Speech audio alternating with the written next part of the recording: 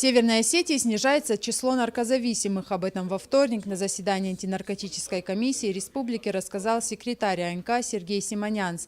По его словам, в республике на реализацию программы «Комплексные меры противодействия злоупотреблению наркотиками и их незаконному обороту» было потрачено почти 30 миллионов рублей. Количество больных синдромом наркозависимость снизилось со 136 на 100 тысяч населения до 110 человек. Вместе с тем, по некоторым районам на бумаге ситуация ухудшается. Ответственные лица связывают это с улучшением работы правоохранительных органов и недостаточно эффективным сбором информации.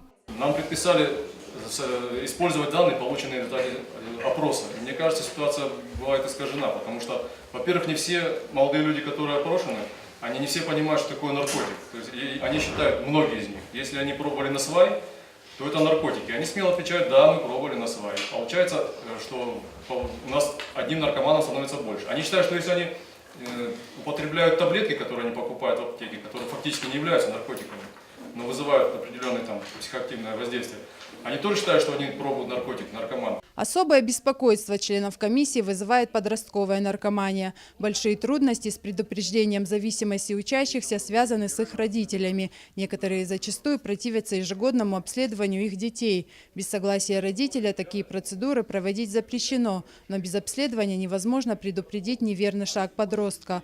По словам заместителя председателя комиссии Виталия Зангионова, республика пока не располагает действующими методиками для полноценной работы с подростками. Рая Дзантьева, Тимур Мазаев, Евгений Маркин, Осетия ТВ.